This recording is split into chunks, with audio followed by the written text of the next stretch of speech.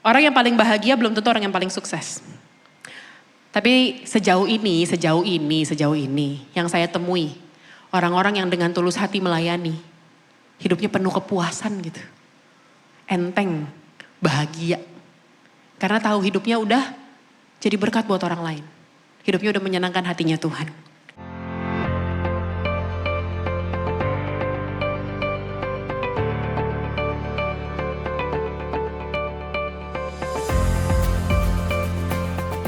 Hari ini saya beri judul dalam khotbah saya yaitu Saved to Serve. Diselamatkan untuk melayani. Saya mau tanya dulu sama saudara. Apa sih tujuanmu menjadi pengikut Kristus? Apa tujuanmu jadi pengikut Kristus? Mungkin ada yang, ya bingung juga sih pastor, saya Kristen dari kecil aja gitu. Sebenarnya saya bingung juga sih kenapa saya jadi Kristen sih.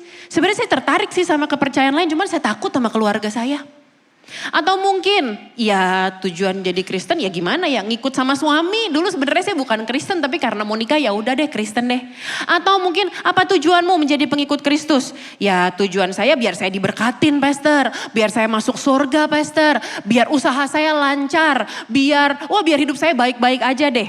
Gini loh, seringkali kita berpikir keselamatan itu tujuan akhir. Seringkali kita berpikir, oh aku percaya keselamatan hanya ada di dalam Yesus. Oh aku percaya ya dan amin. Aku percaya ya dan amin, tidak tergoyahkan. Aku sangat percaya bahwa jalan menuju kepada surga, kepada kekekalan hanya melalui Yesus. Akulah jalan dan kebenaran dan hidup. Kita berpikir, kita ikut Yesus, tujuan akhirnya adalah keselamatan. Seolah-olah Yesus menyelamatkan kita, Yesus turun, dia membatasi dirinya dalam Allah, membatasi dirinya dalam rupa manusia, dalam rupa Yesus. Dia membatasi dirinya, kemudian dia naik ke atas kayu salib. Semata-mata hanya untuk menyelamatkan kita. Enggak salah. Betul, dia membatasi dirinya untuk menyelamatkan kita. Membawa kita yang tadinya kita adalah hamba-hamba dosa. Kita tadinya di kerajaan kegelapan. Dia mengambil kita masuk dalam kerajaannya yang kekal. Sampai sini paham dulu maksud saya ya. Amin. Sebelum saya lanjutin lagi. Enggak salah. Yesus datang menyelamatkan kita untuk memberkati kita. Enggak salah.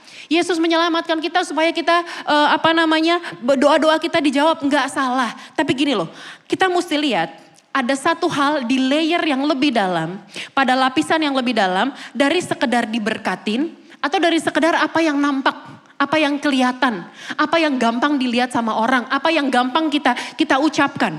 Kita mesti lihat lebih dalam. Kita baca dulu dasarnya dari Efesus 2 ayat yang ke-10. Sama-sama kita baca ayat ini yuk. Efesus 2 ayat yang ke-10. 3, 2, 1. Sama-sama 3, 2, 1. Karena kita ini buatan Allah diciptakan dalam Kristus Yesus untuk apa?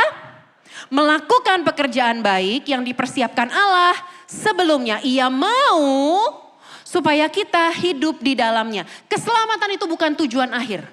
Keselamatan itu bukan tujuan akhir. Tapi gini loh, dari kita diselamatkan untuk sebuah tujuan. Sampai sini nangkep maksudnya ya. Yesus mati bukan hanya berhenti pada keselamatan kita. It's not stopping there. Gak berhenti sampai di situ. Tapi dia menyelamatkan kita dari kerajaan gelap, dari kerajaan dosa, dari hamba dosa. Dia mengambil kita, menyelamatkan kita untuk melakukan sesuatu yang lain.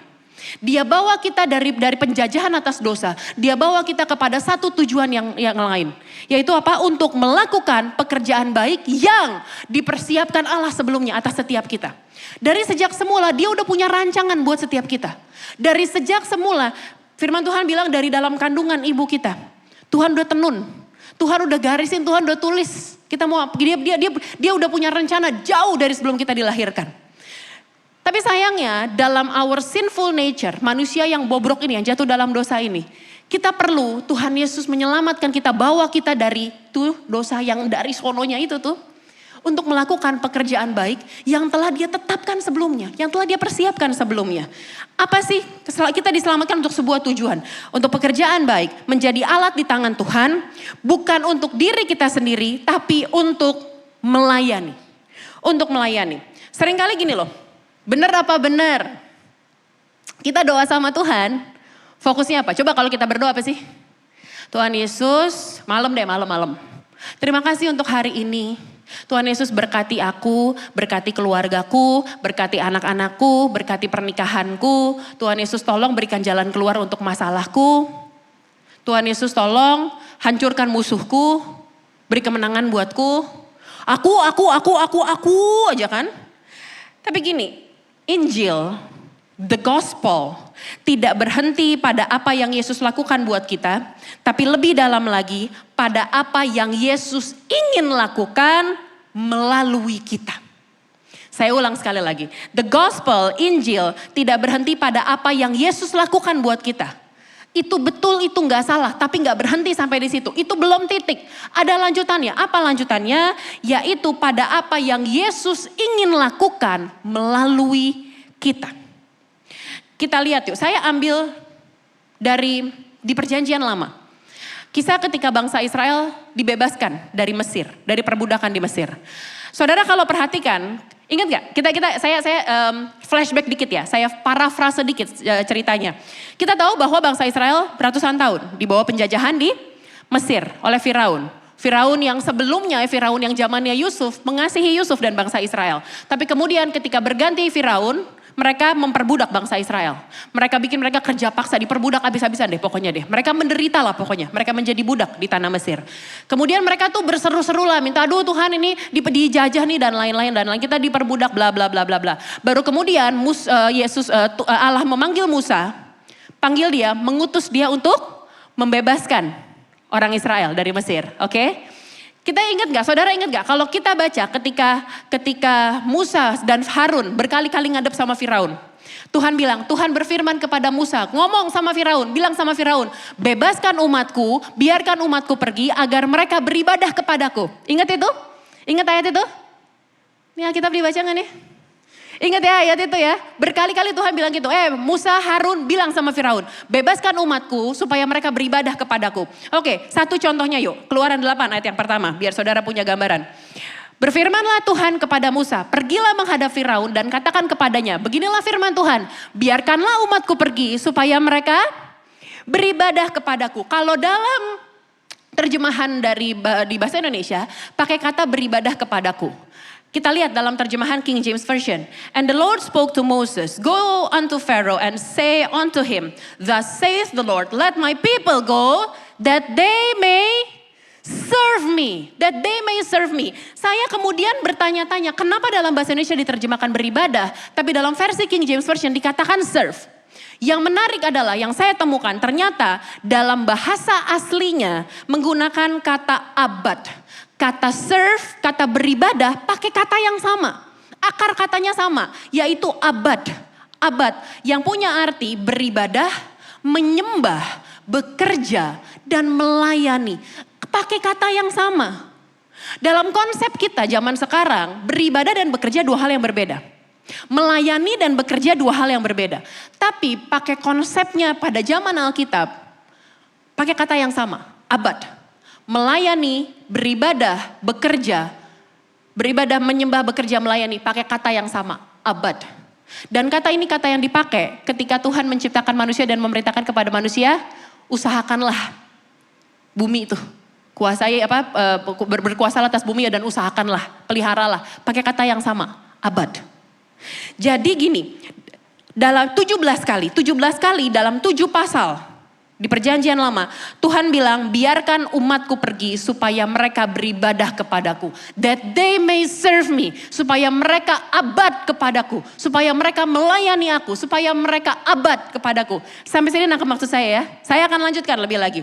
Yang menarik adalah gini. Tuhan gak bilang ke Firaun via Musa untuk membebaskan bangsa Israel. Karena aku punya tanah perjanjian buat mereka. Padahal dari sejak semula Tuhan udah menciptakan bangsa Israel akan pergi ke tanah yang dijanjikan. Yang berlimpah susu dan madunya. Tapi Tuhan gak bilang ke Firaun, bebasin Israel. Karena Israel harusnya gak tinggal di sini. Bangsa Israel harusnya tinggal di tanah yang berlimpah susu dan madunya.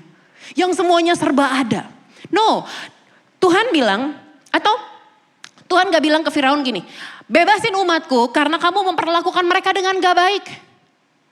Kamu jahat sama mereka, kamu menyiksa mereka, kamu bikin mereka menderita. No, berkali-kali, 17 kali dalam 7 pasal Tuhan bilang bebaskan umatku supaya mereka apa? Beribadah kepadaku. Apa yang mau saya bilang? Di Mesir, bangsa Israel melayani Firaun. Ya, di Mesir bangsa Israel melayani Firaun. Saya nggak tahu ada yang bilang itu zamannya mereka bangun piramid lah segala macam. Tapi beberapa teolog bilang, beberapa arkeolog bilang timeline-nya nggak sama. I don't know lah. Tapi intinya yang kita tahu di Alkitab adalah bangsa Israel diperbudak oleh Firaun. Di Mesir, bangsa Israel melayani Firaun. Tuhan mau membebaskan mereka bukan untuk melayani Firaun, tapi untuk melayani Tuhan. Sampai sini ngerti maksud saya? Di Mesir, bangsa Israel melayani Firaun. Tuhan mau bebasin mereka, bebasin umatku, karena aku mau mereka bukan melayani kamu, tapi melayani aku. Kalau saya terjemahkan secara bebas seperti itu saudara. Idenya Tuhan untuk menebus, untuk membebaskan, untuk menyelamatkan. Bukan untuk membebaskan dari kesulitan dan penderitaan, tapi untuk melayani Tuhan. Sementara yang menarik gini loh, di kepalanya bangsa Israel, di otaknya mereka, di pikirannya mereka di Mesir menderita. Terus Tuhan janjiin mereka untuk dapetin tanah yang berlimpah susu dan madunya. Jadi punya tanah sendirilah. Lalu di otaknya mereka, oh akhirnya Tuhan kirim Musa nih. Tuhan kirim seorang yang akan membebaskan kita nih, namanya Musa nih. Lalu kemudian mereka berpikir, Tuhan yang melayani mereka dengan cara membebaskan mereka. Padahal makanya di padang gurun, gini loh, perintah Tuhan bebasin supaya bangsa Israel beribadah kepadaku di padang gurun. Tapi yang dilakukan sama bangsa Israel di padang gurun bukannya beribadah, bukannya menyembah, bukannya melayani, tapi apa? Komplain. That's right. Tapi komplain. Disuruhnya dibebasin untuk melayani, tapi bangsa Israel pakai agendanya mereka sendiri. Jadinya mereka complaining. Mereka terus ngeluh, mereka berpikir, mereka mengeluh, bilang, makannya begini lagi, roti ini lagi, makanan ini bosen, hambar, gak ada rasanya. Di Mesir kita enak makan daging. Nih Musa nih bener-bener ya Musa, jangan-jangan Musa sengaja deh. Musa kayaknya cuma pengen menghancurkan kita deh, pengen bikin kita mati di padang gurun deh. Udah enak-enak kita tinggal di sana, tiap hari makan daging. Di otaknya bangsa Israel, Tuhan melayani agendanya mereka. Bukan mereka melayani agendanya Tuhan. Halo. Firaun aja tuh tahu loh. Pada akhirnya tuh setelah tulah yang terakhir, lalu kemudian Firaun membebaskan bangsa Israel. Firaun bilang apa? Udah deh, pergi semua bangsa Israel, bawa semua bangsa Israel. Biarkan mereka beribadah kepada Tuhan di padang gurun. Firaun aja tahu, bebasin bangsa Israel buat mereka melayani Tuhan. Tapi bangsa Israelnya gak melakukan itu. Amsyong emang nih orang-orang. Dan sayangnya, it's you and me. Kita enak ngebaca bangsa Israel kan kita bener-bener ini bangsa ya tegar tengkuk emang nih. Emang badung nih orang-orang nih. Emang keras kepala nih orang-orang nih. Sama. Kita orang-orang yang butuh Tuhan. Kita orang-orang yang butuh kasih karunia Tuhan. Emang kita masih ada sampai hari ini. Kenapa emang? Karena Tuhan sayang aja kan. Gak ada alasan lain kan. Sama nih. Seperti yang Tuhan janjikan kepada umat pilihannya. Karena dia sayang aja. Lanjut, saya gak mau ngomongin soal itu. Sementara gini, sekarang pertanyaan saya. What is your Pharaoh? Apa sih Firaunmu? Firaun kita mungkin ego. Firaun kita mungkin ada yang terikat dengan obat-obatan. Firaun kita mungkin dosa kita, suka mabuk-mabukan, kalah sama emosi, masalah emosi. Mungkin Firaun kita trauma, mungkin Firaun kita depresi. Tuhan mau bebasin kita dari itu semua.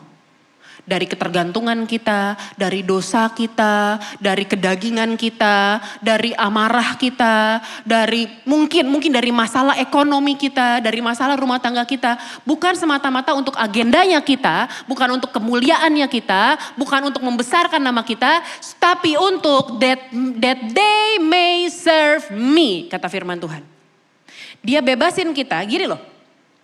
Ketika di Mesir, bangsa Israel kan kerja kan, diperbudak kan. Makanya mereka gak bisa beribadah kan. Tuhan kasih sebelum mereka keluar dari Mesir, masuk kepada tanah perjanjian, ada masa padang gurun. Kenapa? Karena di padang gurun, finally God gets their attention. Finally Tuhan dapetin perhatiannya bangsa Israel. Tuhan 24 jam sama bangsa Israel. Pagi sampai siang ada tiang awan. Malam, sore sampai malam ada tiang api. Tuhan dampingin bangsa Israel. Finally Tuhan mendapatkan perhatiannya bangsa Israel. Tuhan bebasin kita dari masalah kita, dari pergumulan kita, dari semua, dari dosa kita, dari kehidupan kita, dari masa lalu kita yang ancur-ancuran. Tuhan bawa kita kepada pertobatan. Sebelum kita nyampe pada kekekalan, He wants to get our attention. Untuk fokusnya melayani Tuhan. Fokusnya to serve Him. Sekarang kita tahu, the purpose of God for you is to serve Him. Tujuannya Tuhan menyelamatkanmu dan aku adalah untuk melayani Dia. Amin. Ini nggak suka emang nih khotbah begini nih orang-orang nih. Aduh, pelayanan. Atau mungkin mulai berpikir kayaknya salah deh. Ini kayaknya khotbah kemarin pas doa pengerja kayaknya nih. Bukan, saya kan nggak pelayanan, Pastor. Saya kan bukan, udah ketuaan. Ini mah buat anak-anak muda, ini mah buat tuh para pengerja-pengerja tuh, bukan buat kita. No. Bear with me. Saya akan ngajar saudara lebih dalam lagi mengenai melayani. Benjamin Franklin bilang begini, nobody is useless in this world who lightens the burden of someone else. Gak ada orang yang gak berguna di dunia ini kalau mereka meringankan bebannya orang lain. Kalau mereka mempermudah hidupnya orang lain. Orang yang paling bahagia belum tentu orang yang paling sukses loh. Benar gak? Sering dengar gak? Orang kaya, orang terkaya, bos, pimpinan, hidupnya stres. Keluarganya berantakan. Saya pernah nemenin Pastor Gideon melayani seorang one of the richest lah di Indonesia. Perusahaannya one of the largest company di Indonesia lah. Usianya udah lumayan lah. Udah sepuh. Kita pikir, gila enak banget ya. Hidupnya tuh udah gak kerja lagi gitu. Hidupnya tuh udah cuma dari passive income aja gitu dari perusahaan yang segede gitu. Tahu ketemu nangis minta doain, gak bisa tidur. Kalau saudara kan pelor kan, nempel hilang. Gak bisa tidur. Mau tidur aja mesti pakai obat. Padahal tempat tidurnya emang pakai kasur Palembang? Enggak. Sudah dari luar negeri kali tuh, bulu angsa sampai seangsa-angsanya, sampai sesoang-soangnya ada dampingin dia tuh. Orang yang paling bahagia belum tentu orang yang paling sukses. Tapi sejauh ini yang saya temui. Orang-orang yang dengan tulus hati melayani. Hidupnya penuh kepuasan gitu. Enteng, bahagia. Karena tahu hidupnya udah jadi berkat buat orang lain. Hidupnya udah menyenangkan hatinya Tuhan. Saudara tahu gak, hanya ada satu momen dalam kitab Injil, di mana Yesus ngomong, follow me and follow my example. Ikutilah aku dan ikutilah teladanku. Tahu gak pas kapan? Lukas 22, 24-27. Ini momennya. Terjadilah juga pertengkaran di antara murid-murid Yesus. Siapakah yang dia anggap terbesar di antara mereka? 25 saudara silakan.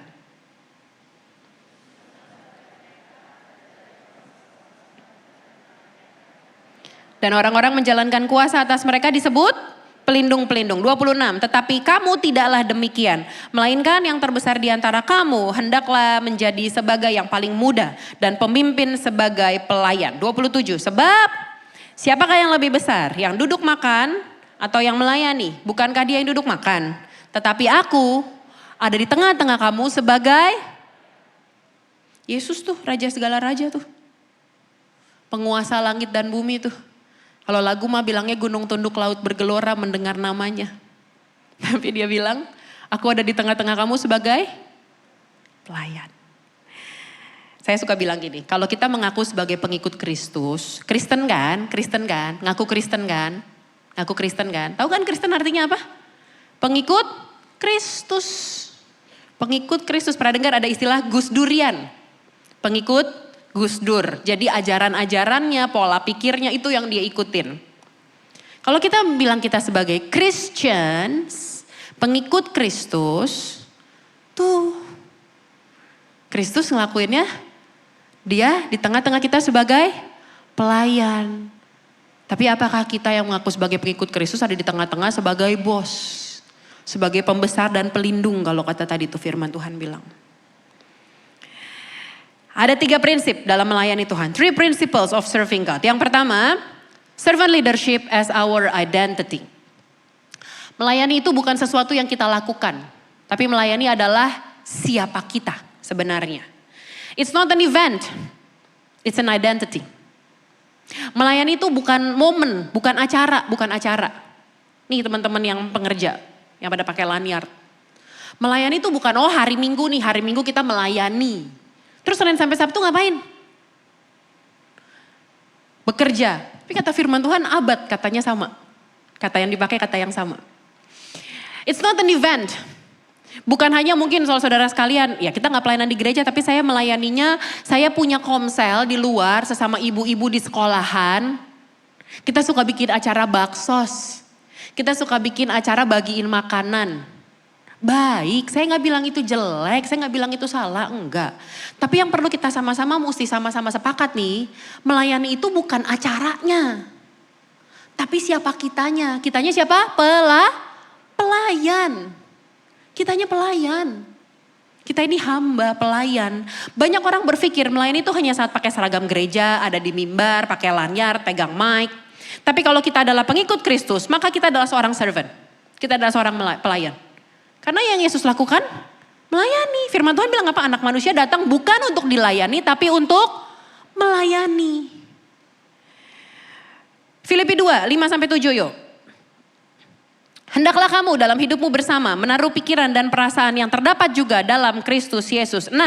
Yang walaupun dalam rupa Allah tidak menganggap kesetaraan dengan Allah itu sebagai milik yang harus dipertahankan. 7 sama-sama kita baca. 3, 2, 1. Melainkan telah mengosongkan dirinya sendiri, mengambil rupa seorang hamba dan menjadi sama dengan manusia. I think it's clear enough. Saya rasa ayat ini sangat jelas, clear banget, crystal clear. Gini loh Pak, Bu, anak-anak muda, kalau kita mau melayani, kita gak boleh penuh sama diri kita sendiri. Tadi ingat di awal saya bilang apa? Seringkali dalam doa kita kan apa? Aku terus. Pas giliran inget, Roh Kudus ingetin untuk doain orang lain, ya udah ngantuk. Pas mulai doain orang lain, oh ya Tuhan aku juga mau berdoa untuk sahabatku yang, kenapa ya kemarin dia cerita kenapa ya? Yang ada masalah deh Tuhan. Pagi tahu-tahu. Habis selesai soal aku, ingat orang lainnya, udah lupa abis itu. Kalau kita mau melayani, kita gak boleh full of ourselves. Kita gak bisa penuh sama diri kita sendiri. Kenapa? Tuh simple, Yesus saja ngosongin dirinya. Yang dalam apa tadi tuh ayat yang ke-6. Yang walaupun dalam rupa Allah tidak menganggap kesetaraan dengan Allah sebagai milik yang harus dipertahankan. Melainkan apa? Mengosongkan dirinya. Yesus mengosongkan dirinya. Kalau kita bilang kita pengikut Kristus sebagai pelayan, nih yang kita lakukan nih. Mengosongkan diri. Mengosongkan diri bukan tentang kita lagi. Tapi gini loh, masalahnya basically kita semua tuh selfish. Anak kecil, nih ada yang beberapa punya anak kecil. Bu, waktu anak-anak kita kecil kita ajarin mereka buat apa? Sharing. Kalau mainan kakak adik, rebutan, punya aku. Kemarin ini saudara, anak saya gini, dia punya pistol air. Jadi di sekolahnya ada acara Chinese New Year, terus ada bazar, terus dia beli pistol air. Di otak dia tuh punya dia dong. Aku yang beli dari sekolah, sampai rumah adenya yang kayak T-Rex itu. Merampas pistol airnya dan mereka berantem gede-gedean. Mereka berantem rebut-rebutan, pukul. Bilang ini punya Joy, itu abang yang beli. Tapi ini punya Joy, tapi Joy mau, ya tapi punya abang. Ribut deh pokoknya deh. Ribut, satu naik ke atas nangis-nangis. Mama, pistol Joy, Gene diambil sama Joy.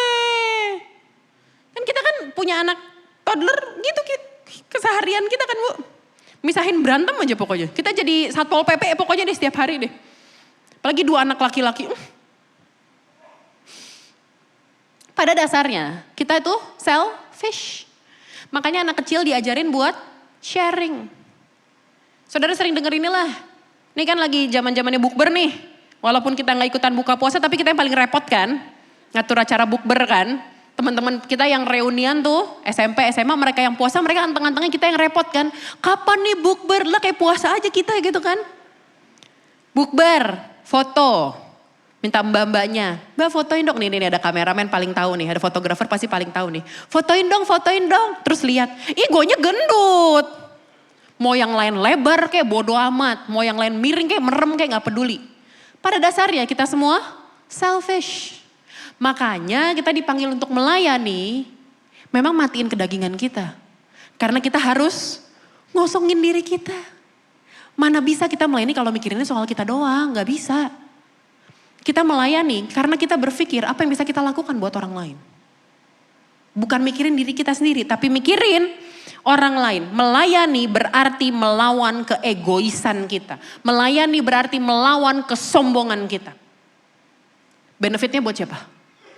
Bukan hanya buat orang yang kita layani, tapi terlebih lagi buat siapa? Buat kita. Melayani itu membentuk karakter kita loh. Melayani itu ngikis ego kita, ngikis kesombongan kita, ngikis keegoisan kita. That's the essence of serving. Contohnya, orang Samaria milih jalan yang gak enak, yang gak nyaman.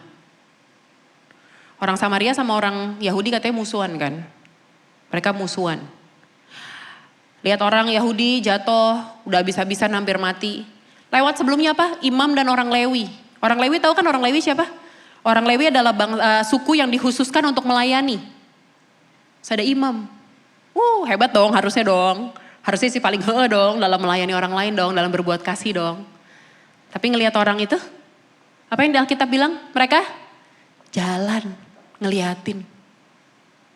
Di otak saya sih, kan mereka orang Lewi nih, imam nih, pengerja nih.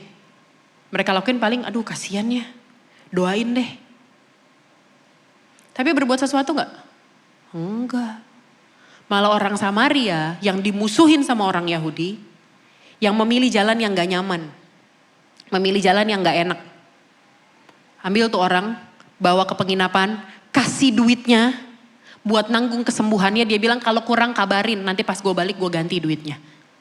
Mengambil jalan yang gak nyaman. Matius 10:39 makanya bilang begini. Barang siapa mempertahankan nyawanya, ia kehilangan nyawanya. Barang siapa kehilangan nyawanya karena aku, ia akan memperolehnya. Melayani itu, tadi saya bilang, bukan hanya teman-teman tuh yang tadi ada di mimbar, yang ada di FOH belakang, yang tadi nyambut saudara sekalian. Kita semua dipanggil untuk melayani. Jadi maksudnya gimana pastor? Oke deh tampilin QR code rekrutmen, saya akan daftar pelayanan. Enggak, bukan gitu. Kalau saudara semua pelayanan, jemaatnya siapa? Kalau semua saudara pelayanan udah penuh nih, udah penuh. Jemaatnya gak punya tempat duduk. Tapi saudara bisa loh melakukan satu perbuatan kasih buat keluargamu. Buat ART di rumah. Ini kan lagi mereka mau mudik kan, bentar lagi kan. Kasih THR lebihan lah. Titipin apalah nih ya buat ibu kamu, buat anak di kampung. Saya beliin mainan, saya beliin baju buat hari rayanya mereka. Tuh satpam di depan. Atau kalau punya komunitas komsel, ibu-ibu biasanya tuh ada grup mami-mami TK gitu kan. Jangan cuma ngumpul ngegosip doang gitu loh, ngafe cantik, janjian pilates bareng, padel. Do something. Lakuin sesuatu. Saya akan masuk kepada poin itu nanti di bawah. Kita lanjut dulu poin yang kedua. Serving gives you the way up. Melayani memberikan kamu jalan naik ke atas. Masalah terbesar manusia tadi saya bilang apa? Keegoisan. Dan melayani adalah obat, penawar racun dari ego itu. Ketika kita melayani, kita tuh berhenti mengasihi diri sendiri. Karena kenapa? Karena lihat orang lain perlu ditolong. Kalau kita nggak melayani, fokusnya kan sama kita doang kan. Kita cuma fokusnya sama siapa, bayangkan kita lihat di cermin. Aduh ilah umur udah segini masih jomblo aja, baru kemarin putus, dideketin, udah ada yang deket, dia balikan sama mantannya. Mau jadi apa gue? Kita fokusnya sama diri sendiri, tapi ketika kita melayani, kita tuh kayak buka jendela gitu. Yang tadinya bayangan yang di kaca itu kita lihat tuh jendelanya ketutup, kita ngeliat bayangan kita doang, kita mengasihani diri kita ngelihat flaws-nya kita, aduh jerawatan, aduh ada kantong mata, kita melihat semua keburukannya kita mengasihani diri kita sendiri, tapi ketika kita melayani, kita buka jendela itu dan kita mulai lihat orang lain. Halo? Melayani gak lagi mikirin apa yang kurang dalam diri saya, tapi apa yang bisa saya lakukan untuk orang lain. Apa impact, dampak yang bisa saya perbuat buat orang lain. Ada dua kontras jalan dalam mencari kepuasan. Manusia kan pengen cari kepuasan kan. Dan sayangnya manusia gak pernah puas. Manusia gak pernah puas. Tapi ada dua cara manusia dalam mencari kepuasan. Yang pertama caranya dunia. Apa caranya dunia? Cari ke atas, mendaki ke atas. Ngejar jabatan, ngejar kuasa, ngejar ketenaran, ngejar followers, ngejar FYP. Berapa banyak dari saudara lihat di TikTok, banyak orang rela bikin dirinya kayak orang bodoh, mempermalukan dirinya sendiri hanya demi viral. Hanya demi FYP, viral sebentar. Lihat deh, yang viral-viral berapa lama sih? Berapa lama sih? 2-3 bulan, terus akan muncul lagi yang lain. Dan manusia selalu berusaha untuk cari tuh fokusnya pada posisi, pada prestisnya. Diri sendiri, fokusnya pada diri sendiri, tujuannya dapetin gelar, dapat kekuasaan, dapat pengakuan. Masalahnya kita semua tuh, saya gak bilang masalah saudara, masalah kita. Kita kejar pengakuan. Fokusnya apa? Pengen dilayanin. Semakin tinggi seseorang, semakin banyak orang yang dia harapkan untuk melayani dia. Kesuksesan diukur dari apa? Berapa banyak asistennya. Berapa banyak PRT di rumahnya. Itu rumahnya gede banget loh. Kamarnya 15. Toiletnya 20. Toilet umum apa gimana itu? ART-nya 30. Satu anak 3 ART-nya. Kita pikir kesuksesan seseorang diukur dari itu. Kita berpikir caranya dunia pakai orang lain. Orang lain dianggap sebagai alat atau anak tangga. Untuk dia ngedaki, injek yang di bawah, yang penting dia bisa naik ke atas. Injek orang lain, yang penting dia dapat muka. Injek bawahanmu, injek timmu, yang penting di hadapan bos, gue yang kerjain. Gue yang lakuin ini semua. Simbolnya tahta, pengen duduk, capai sesuatu, capai sesuatu, capai sesuatu. Ngejar posisi, ngejar jabatan. Tapi caranya kerajaan surga, kalau saudara pernah dengar istilah ini, servant leadership. Kepemimpinan yang melayani. Yang diajarkan oleh satu tokoh yang sungguh luar biasa. Namanya Yesus. Dia raja segala raja tapi dia turun melayani. We all know about this lah. Caranya kerajaan surga gimana? Tujuannya itu bukan buat saya, dan saya. Tapi bagaimana saya memberi dampak buat orang lain. Apa yang bisa saya lakukan? To ease their pain. To lighten their burden. Apa yang bisa saya lakukan untuk menghibur dia, untuk nolong dia, untuk membantu orang lain bertumbuh. Membangun orang lain. Dan simbolnya yang menarik nih, kalau caranya dunia simbolnya tadi apa? Tahta, jabatan, slip gaji. Tapi simbolnya, caranya Tuhan, the kingdom's way. Simbolnya air dan baskom. Air dan baskom. Yohanes 13 ayat yang ketiga sampai kelima. Yesus tahu bahwa Bapaknya telah menyerahkan segala sesuatu kepadanya dan bahwa ia datang dari Allah dan kembali kepada Allah. Saudara perhatikan baik ya, ini hanya 3 ayat. Please perhatikan dengan baik. Saya ulang lagi ayat yang ketiga. Yesus tahu bahwa Bapa telah menyerahkan segala sesuatu kepadanya, bahwa ia datang dari Allah dan kembali kepada Allah. Oke, sampai di sini tandain dulu. Kita masuk ayat yang keempat. Lalu bangunlah Yesus, menanggalkan jubahnya, ia mengambil sehelai kain lenan, mengikat pada pinggangnya, kemudian ia menuangkan air dalam sebuah basi, dalam sebuah baskom maksudnya. Lalu, mana tadi? Dan mulai membasuh kaki murid-muridnya, lalu menyekanya dengan kain yang terikat pada pinggangnya itu. Saudara perhatikan urutannya dari ayat ketiga, keempat, dan kelima tadi. Yang pertama dibuka dengan Yesus tahu. Yesus tahu apa? Bahwa Bapa kasih kuasa sama dia. Oke? Yesus tahu bahwa dia punya kuasa. Yesus tahu kuasanya. Lalu apa yang dia lakukan? Setelah dia tahu dia punya power, setelah dia tahu dia punya kuasa, setelah dia tahu dia punya sesuatu yang datangnya dari Allah dan akan kembali kepada Allah, dia tahu kekuatan yang begitu besar yang ada dalam dirinya, apa yang dia lakukan? Maki-maki Yudas. Apa yang dia lakukan? Ngusir Petrus, lu bakal ngianatin gue, lu pergi lu. No, yang dia lakukan apa? Dia bangun, lalu dia berlutut.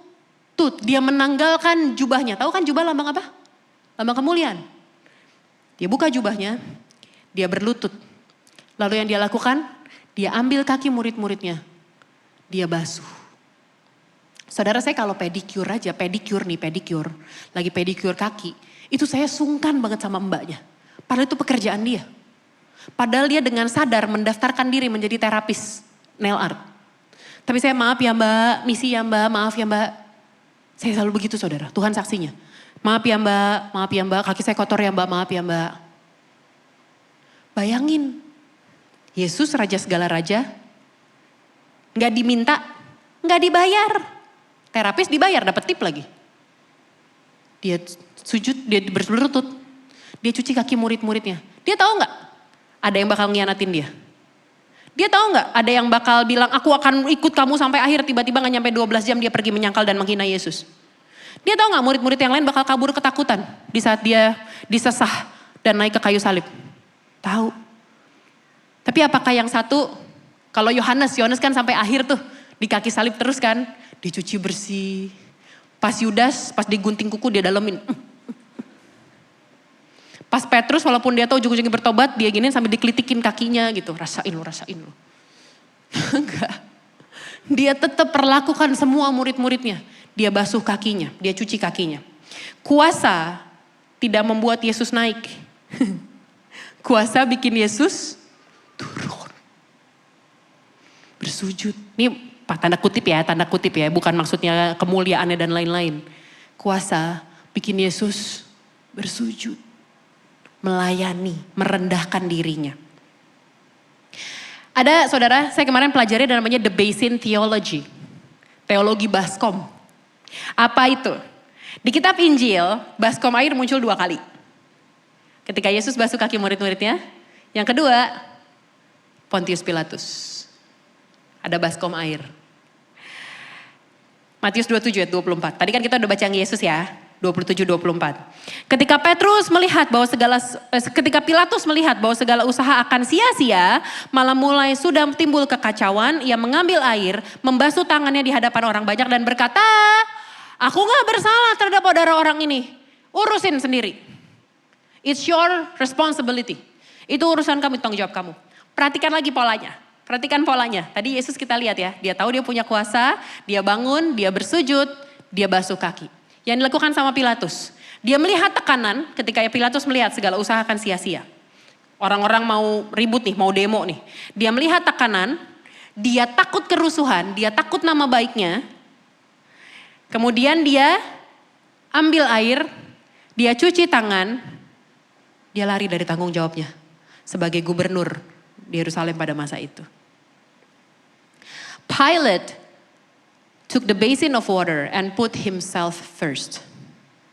But Jesus took the basin of water and put others first. Pilatus ngambil baskom, dirinya yang pertama. Dia nyelamatin dirinya dulu, dia nyelamatin mukanya dulu, dia main aman, dia selamatin nama baiknya di hadapan kaisar. Dia selamatin tahtanya. Karena kenapa? Menurut sejarah saudara, karena pada masa itu Pilatus tuh kan disebelin sama orang-orang. Karena ya masalah pajak ya, masalah politik lah. Jadi mulai kedengeran lah di telinga kaisar. Wah, Pilatus mulai diributin nih. Pontius Pilatus mulai diributin nih sama orang-orang. Maka kalau sampai terjadi kekacauan, sampai terjadi demonstrasi, posisinya bisa diganti sama kaisar. Dia bisa dilengsarkan karena dianggap gak benar menjadi gubernur Romawi pada masa itu. Pilatus nyelamatin mukanya dulu. Tapi yang dilakukan sama Yesus, dia pakai air untuk menyelamatkan orang lain. Untuk menyelamatkan murid-muridnya. Untuk melayani murid-muridnya. Amin. Dan justru karena itulah dari Yesus melayani, kita tahulah. Dia melayani, merendahkan diri sampai mati, dia bangkit, dia duduk kembali sebagai raja di atas segala raja. Melayani itu, jangan saudara berpikir kalau kita melayani orang lain, kita menurunkan martabat kita. Menurunkan level kita. Justru kalau kamu melayani, it gives you the way up. Saudara kalau misalnya pas zaman kampanye, zaman pemilu, udah sebel kan denger janji-janji para calon-calon itu kan. Kenapa? Karena mereka cuman ngomong doang, di mulut doang. Setelah dapat posisi, apakah mereka turun ke rakyatnya? Sabar dong, jangan semangat banget gitu geleng-gelengnya. Ada kok yang benar melayani, ada. Dikit tapi. Tapi saudara seneng kan? Sama mereka yang janjinya, sama mereka benar-benar ngelakuin sesuatu buat wilayahnya, buat daerahnya. Sama mereka yang cuma ngomong doang. Right? Yang ketiga, yang terakhir. Teman-teman pemusik boleh siap-siap yuk. Serving adds values to other people. Nah, Baru nih sekarang, kalau dari tadi berpikir ini buat pengerja-pengerja aja nih, buat pelayan Tuhan aja. Gimana caranya saya melayani? Oke, saya ngerti konsepnya, saya dipanggil untuk melayani. Oke, but how? Gimana caranya? Kita lihat Matius 25, 35, 40. Kita baca 6 ayat ini bersama-sama. Pokoknya semua bacanya sama-sama ayat ini.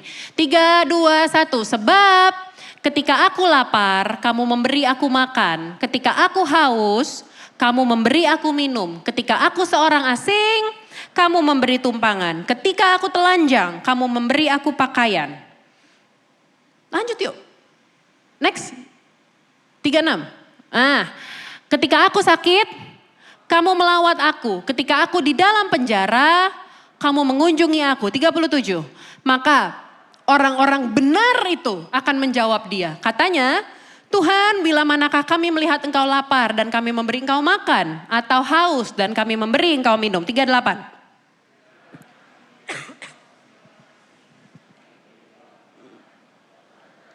Dan kami memberi engkau pakaian, bila manakah kami melihat engkau sakit atau dalam penjara dan kami mengunjungi engkau. 40, 3, 2, 1. Dan raja itu akan menjawab mereka, aku berkata kepadamu, sesungguhnya segala sesuatu yang kamu lakukan untuk salah seorang saudaraku yang paling hina ini, kamu melakukannya.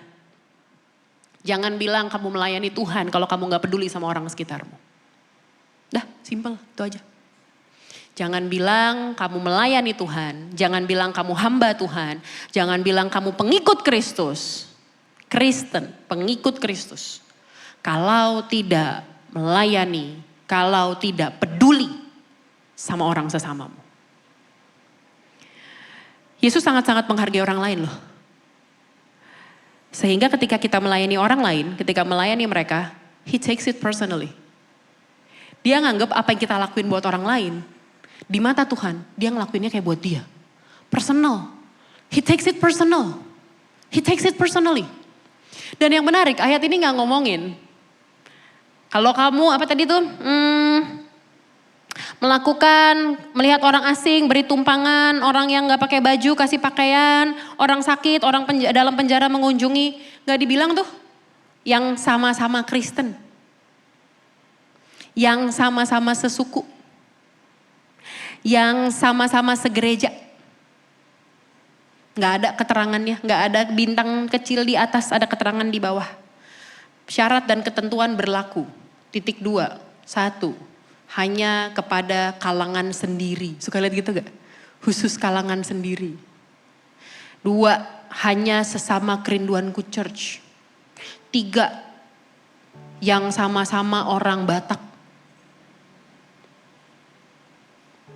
Yesus bilang, yang kamu lakukan kepada salah seorang saudaraku yang paling hina ini. The outcasts. Orang-orang yang dipinggirin, yang gak dianggap, yang diremehin. Siapapun dia, apapun latar belakangnya.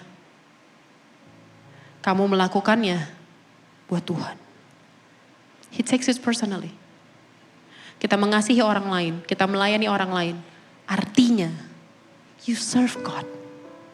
You serve God. Jadi jangan berpikir gini, orang suka gini, saya udah ketuaan. Udah lewat masanya untuk melayani. Kata siapa? Kata siapa? Ngasih manfaat buat orang lain, berbuat baik buat orang lain.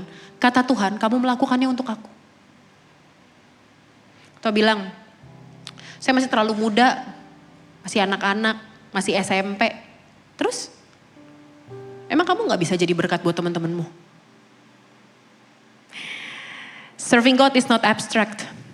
Melayani Tuhan tuh gak abstrak. Gak jelas gitu. Ya gambarannya ya pokoknya melayani lah. Pokoknya ya pelayanan lah pokoknya. Enggak. Melayani Tuhan tuh ada action nyata. Dan dihidupi sehari demi sehari. Tadi saya katakan it's not an event. It's an identity. Kita sering bilang mau melayani Tuhan tapi tadi saya bilang udah ketuaan, tapi sibuk, tapi inu banyak alasannya pokoknya alasan aja. Suruh melayani ada aja alasannya. Yang bilang suruh melayani di gereja siapa? Kan punya tetangga, kan punya karyawan, kan punya temen. Gak usah yang kenal deh. Kalau misalnya gak punya teman, pastor saya introvert. pinggir jalan. Tahu kan yang satu gerobak isinya 20 orang. Yang kayak film Dono gitu, kalau anaknya keluar kok gak bisa habis nih orang. Apa susahnya sih saudara bisa beribadah dengan nyaman? Mungkin kesini naik mobil, bisa bayar taksi online puluhan ribu, ratusan ribu. Bisa nongkrong, beli itu tuh milk tea yang baru tuh banyak banget tuh sekarang. Bisa beli 40 ribu, 50 ribu. Coba jadi nasi bungkus deh. Bisa satu keluarga dalam gerobak tuh makan. Ini nasi bungkus di warteg. Bisa nyambung hidup mereka sehari loh. Atau kalau mungkin saudara diberkati lebih sama Tuhan. Sekolahin anak. Sekolahin anak yang di panti asuhan. Pilih, saya sekolahin dia ya. Sampai lulus SMA. Kan kita diberkatin sama Tuhan. Kan bukan buat kita sendiri. Hal yang kamu lakukan kepada sesamamu yang paling hina ini kata Tuhan. Kamu melakukannya untuk aku. Adding values kepada other people. Kasih nilai tambah buat mereka. Bermanfaat buat mereka. Melakukan sesuatu yang meringankan beban mereka. Do something for them. When we serve, ketika kita melayani, kita tuh kayak lagi kasih statement kepada orang itu. Kamu berharga. Orang-orang yang tadi tuh yang saya bilang di pinggir jalan semua segala macam. Mereka tuh gak perlu dikasih tahu. Mereka udah, setiap kali mereka ngaca. Mereka udah berpikir mereka gak berharga. Mereka ditolak, mereka gak punya apa-apa, mereka gak punya masa depan. Dan ketika kita menjadi perpanjangan tangannya Tuhan untuk melayani mereka, kita kayak ngasih statement ke mereka. Aku peduli sama kamu loh. Ada orang yang peduli sama kamu loh. Ada orang yang mikirin loh, kamu makan apa hari ini.